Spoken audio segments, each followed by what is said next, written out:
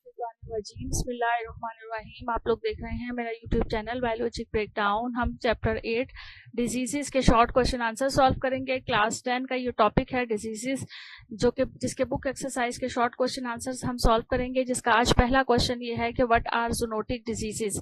Zoonotic diseases क्या होती हैं? तो zoonotic diseases are infections that can spread from animals to humans. ये ऐसा इन्फेक्शन होता है जो कि एनिमल से, जानवरों से इंसानों में जो है वो ट्रांसफर होता है। मुख्तलिफ किस्म की होती हैं ये बीमारियां, जिसमें डॉग्स, कुत्ते के काटने की वजह से जो एक इन्फेक्शन हो जाता है जिसे रेबीज कहा जाता है। बर्ड फ्लू होता है जो कि पोल्ट्री के जितने भी एनिमल्स हैं उनकी वजह से अगर ह्यूमन बींग्स को फ्लू हो जाए तो उसे बर्ड फ्लू कहा जाता है। और लाइम डिसीजेस जो होती हैं टिक्स की वजह से जो होती हैं। तो डिफरेंट डिजीजेस जो एनिमल्स की वजह से ह्यूमन बींग्स में, इंसानों में ट्रांसफर हो जाएं, उन डिजीजेस को जूनोटिक डिजीजेस कहा जाता है। क्वेश्चन नंबर 2 है enlist types of pathogens with examples. ऐसे पैथोजेंस जो हैं उनकी आपने टाइप्स बतानी है और वो एग्जांपल्स भी बतानी है आपने। पैथोजेंस वो जर्म्स होते हैं जो कि बीमारियां फैलाते हैं। That pathogens are germs that causes diseases. इनकी टाइप्स में हम बैक्टीरिया, वायरसेस, फंजाई, पैरासाइट्स को लिखते हैं। बैक्टीरिया जो है उसके एग्जांपल्स में बहुत सारे बैक्टीरिया के नेम आ सकते हैं। सैल्मोनेला एक ऐसा बैक्टीरिया है जिसकी वजह से फूड पॉइजनिंग होती है। और ट्यूबरक्यूलोसिस भी जो है वो बैक्टीरिया की वजह से ही होता है। वायरसेस की वजह से मुख्तलिफ किस्म के डिफरेंट वायरसेस होते हैं जिनकी वजह से मुख्तलिफ बीमारियां फैलती हैं। जैसे फ्लू वायरस की वजह से होता है। HIV एक बीमारी है जो कि वायरस की वजह से होती है। फिर फंजाई है जिसमें एथलीट्स फुट एक बीमारी है जो कि फंगस की वजह से होती है। रिंग वॉर्म एक बीमारी है जो कि फंगस की वजह से होती है।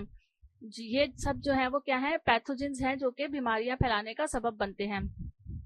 फिर पैरासाइट्स जो होते हैं, डिफरेंट किस्म के पैरासाइट जो कि दूसरों की बॉडी के ऊपर जो है वो गुजर बसर करते हैं या उनसे जो है वो अपना फूड हासिल करते हैं, उनको पैरासाइट्स कहा जाता है। इनमें मॉस्किटोज आ जाते हैं जो कि मलेरिया फैलाने का सबब बनते हैं। और टेपवॉर्म्स होते हैं जो कि लिवर के ऊपर या बॉडी के अंदर से ब्लड को जो है वो सक करते हैं। क्वेश्चन नंबर 3 है what are different types of non infectious diseases. कौन सी ऐसी नॉन इन्फेक्शियस डिजीजेस होती हैं, उनकी टाइप्स बतानी है। तो non infectious diseases are not caused by germs and can not spread. Non infectious diseases की सबसे पहले हमें डेफिनेशन पता होनी चाहिए। ऐसी बीमारियां जो कि इन्फेक्शंस यानी किसी भी पैथोजन की वजह से नहीं होती हैं, किसी बैक्टीरिया, वायरस, फंगस की वजह से नहीं होती हैं, ऐसी बीमारियों को हम नॉन इन्फेक्शियस डिजीजेस कहते हैं। जो कि इन्फेक्शन, जिसके अंदर इन्फेक्शन पैदा नहीं होता बल्कि बॉडी के कुछ ऑर्गन्स या बॉडी के कुछ पार्ट्स हैं जो कि सही तौर पर काम नहीं कर रहे होते हैं, वो डिजीजेस जो है वो नॉन इन्फेक्शियस डिजीजेस कहलाती हैं।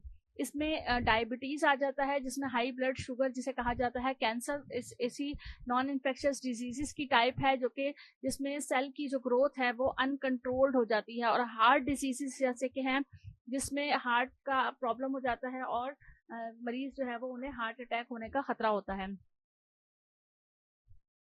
फिर एलर्जीज भी जो है वो नॉन इन्फेक्शियस डिजीज में ही आती है, जिसमें जो है वो बॉडी के अंदर मुख्तलिफ किसी भी एलर्जेंस की वजह से या किसी भी फूड की वजह से बॉडी में एलर्जी पैदा हो जाती है। बॉडी जो है वो अपना रिएक्शंस दिखाती है, उसे हम एलर्जी कहते हैं। और ये भी किसी पैथोजन की वजह से नहीं होती बल्कि कुछ एलर्जेंस की वजह से होती है। Are the effect of diabetes on the human body. तो डायबिटीज यानी शुगर या जो है वो हाई ब्लड शुगर जो है उसका सबब क्या होता है? High blood sugar leading to tiredness and thirst. High blood sugar जो है उससे क्या इफेक्ट्स होते हैं? उन पेशेंट्स को जिन्हें हाई ब्लड शुगर होता है उन्हें थकावट महसूस होती है, उन्हें बहुत ज़्यादा प्यास महसूस होती है। इसके साथ साथ डैमेज टू नर्व्स, उनकी नर्व्स डैमेज होना शुरू हो जाती हैं। नमनेस इन फीट हैंड्स, उनके हाथों और पैरों पाँव में जो है वो उनमें सुन होने लग जाते हैं। वो पुअर वुंड हीलिंग, उनके जो जख्म है वो बहुत देर से ठीक होते हैं। इन्फेक्शंस हो जाते हैं जख्मों में। हार्ट, किडनी और आई प्रॉब्लम्स ओवर टाइम। और अब वक्त गुजरने के साथ साथ उन पेशेंट्स की, उन मरीजों की जिन्हें हाई ब्लड शुगर होता है, उनके हार्ट और किडनी और आई जो है वो सही तौर पर काम नहीं करती हैं। नंबर 5 है what are different types of diabetes. Diabetes की कितनी टाइप्स होती हैं? डायबिटीज की टाइप 1, टाइप 2, गेस्टेशनल टाइप और एक और टाइप होती है टाइप 1। बेसिकली ऐसी टाइप होती है जिसमें बॉडी जो है वो इंसुलिन नहीं बनाती है, और ये जो चाइल्डहुड यानी जो बचपन का ज़माना होता है उस वक्त से ही, यानी छोटी उम्र से ही ये बीमारी जो है वो शुरू हो जाती है। फिर टाइप 2 है body does not use insulin well. ये एक ऐसी टाइप होती है जिसमें सही तरह से इंसुलिन इस्तेमाल नहीं हो रही होती है, और इसके मुख्तलिफ वजूहात होती हैं, जैसे ओबेसिटी, मोटापा इसकी वजह में शामिल होता है। लाइफ स्टाइल आजकल का जो हो गया है, जिसके अंदर फास्ट फूड वगैरह बहुत ज़्यादा खाया जाता है, और बहुत ऐसे फूड जो है वो खाए जाते हैं जिसकी वजह से बॉडी इंसुलिन को एब्जॉर्ब नहीं करती है। गैस्ट्रेशनल होती है एक डायबिटीज़ की टाइप, जिसमें हाई शुगर ड्यूरिंग प्रेगनेंसी के दौरान जो है वो ब्लड शुगर का जो लेवल है वो ज़्यादा हो जाता है, और ये वाली जो बीमारी है आमतौर पर, या ये वाली जो डायबिटीज़ की टाइप है, ये आमतौर पर टेम्परेरी आर्जी होती है। क्वेश्चन नंबर 6 है कि how can diabetes be prevented and managed. Diabetes को किस तरह से डायबिटीज से बचा जा सकता है, और उसे अगर डायबिटीज किसी पेशेंट को या किसी मरीज को डायबिटीज यानी शुगर का मर्ज हो गया है तो उसे कैसे मैनेज किया जा सकता है। प्रिवेंशन में हम ये लिखेंगे कि हेल्दी डाइट्स इस्तेमाल करें, एक्सरसाइज करें, वेट कंट्रोल करें, तो उसकी वजह से आप डायबिटीज यानी शुगर जैसी बीमारी से बच सकते हैं। मैनेजमेंट में हम ये लिखेंगे कि मेडिसिन लाइक इंसुलिन को इस्तेमाल करना पड़ता है फिर जिन्हें ये डायबिटीज़ का मर्ज हो जाता है। चेकिंग ब्लड शुगर का रेगुलर चेकिंग करनी पड़ती है ताकि वो हाई या लो हो तो पता चल जाए। एंड अवॉइडिंग शुगरी फूड, और ऐसे फूड्स का इस्तेमाल नहीं करना चाहिए जिसमें शुगर की क्वांटिटी बहुत ज़्यादा हो। क्वेश्चन नंबर 7 है how does cancer develop and spread in the body.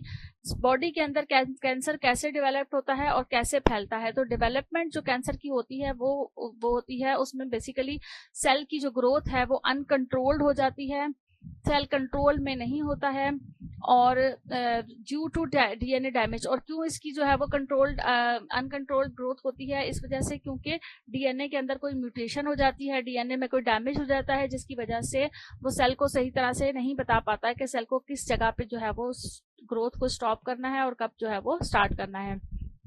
फिर स्प्रेड होना शुरू हो जाता है जब सेल की जो ग्रोथ अनकंट्रोल्ड हो जाती है, सेल मुस्तकिल तौर पर जो है वो ग्रो होते चले जाते हैं, डिवाइड होते चले जाते हैं, तो उसकी वजह से क्या होता है ब्लड के अंदर वो स्प्रेड हो जाते हैं, ट्रैवल कर जाते हैं, कैंसर सेल जो है वो लिम्फ में चले जाते हैं। और how can cancer be treated. Surgery के जरिए से कैंसर को ट्रीट किया जाता है। अगर कहीं बॉडी के अंदर ट्यूमर है तो उसको रिमूव कर दिया जाता है। कीमोथेरेपी का इस्तेमाल किया जाता है जिसमें ड्रग्स दी जाती हैं ताकि वो कैंसर के सेल्स को किल कर सकें। रेडिएशन इस्तेमाल की जाती हैं using rays to destroy cancer. Rays को इस्तेमाल करते हुए कैंसर के सेल्स को डिस्ट्रॉय किया जाता है, तोड़ा जाता है। इम्यूनोथेरेपी इस्तेमाल की जाती है boosting the immune system to fight cancer. ऐसे इम्यूनोथेरेपीज दी जाती हैं कि जिसकी वजह से बॉडी के अंदर इम्यून सिस्टम, अपना बॉडी का इम्यून सिस्टम डेवलप होता है, ज़्यादा होता है, और वो कैंसर के खिलाफ फाइट करता है। क्वेश्चन नंबर 9 है which system of the body are affected by कोविड-19। कोविड-19 में कौन कौन से सिस्टम्स जो है वो अफेक्ट होते हैं। तो कोविड-19 में सबसे ज्यादा लंग्स अफेक्ट होते हैं जिसमें नमोनिया कॉज हो जाता है और सांस लेने में प्रॉब्लम होती है। फिर immune systems can over react. Body का जो अपना इम्यून सिस्टम है वो ओवर रिएक्ट करना शुरू कर देता है, हार्मिंग ऑर्गन्स को नुकसान पहुंचाना शुरू कर देता है, समटाइम्स हार्ट, ब्रेन और किडनीज, और बाज़ औक़ात बॉडी के जो मेन ऑर्गन्स हैं उनको भी जो है वो नुकसान पहुंचाता है। क्वेश्चन नंबर 10 है what are the clinical stages of AIDS. AIDS की क्लिनिकल स्टेजेस क्या होती हैं। एक्यूट HIV जो होता है उसमें फ्लू की तरह के सिम्टम्स होते हैं शॉर्टली आफ्टर इन्फेक्शन, और थोड़ा जो है वो ऐसे छोटे छोटे जो है वो इन्फेक्शंस हो जाते हैं। क्रॉनिक HIV जो है वो उसमें सिम्टम्स नहीं होते हैं, बहुत सालों तक सिम्टम्स नहीं होते हैं, लेकिन बॉडी के अंदर जो वायरस है वो एक्टिवेट फॉर्म में मौजूद होता है। एड्स है immune systems badly damage, severe infections, cancers occur. AIDS HIV की वो टाइप्स है जिसके अंदर इम्यून सिस्टम जो है वो बॉडी का बिल्कुल ख़त्म हो जाता है। बॉडी के अंदर कोई भी छोटे छोटे वायरस या बैक्टीरिया अगर हमलावर होते हैं तो बॉडी उनके खिलाफ लड़ नहीं सकती है, जिसकी वजह से बहुत सारे इन्फेक्शन बॉडी में पैदा हो जाते हैं और कैंसर जैसा मर्ज भी जो है वो उनको हो सकता है। क्वेश्चन नंबर 11 है what are the sources of antibiotics. Antibiotic के क्या क्या सोर्सेज हैं, कौन कौन से जराए हैं। तो नेचुरल कुदरती तौर पर भी एंटीबायोटिक्स जो है वो बनती हैं, जैसे कि फंजाई से बनती हैं, पेनिसिलिन फ्रॉम मोल्ड, और सॉइल बैक्टीरिया जो होते हैं उनसे भी जो है वो नेचुरल एंटीबायोटिक्स बनाई जाती हैं। सिंथेटिक एंटीबायोटिक्स ऐसी एंटीबायोटिक्स होती हैं जो कि लैब्स में बनाई जाती हैं, जैसे कि सिप्रोफ्लॉक्सासिन वगैरह। क्वेश्चन नंबर 12 है, what are the different ways of antibiotics act on bacteria. कौन कौन से वो तरीके हैं जिसकी वजह से बैक्टीरिया के ऊपर एंटीबायोटिक्स एक्ट करती हैं।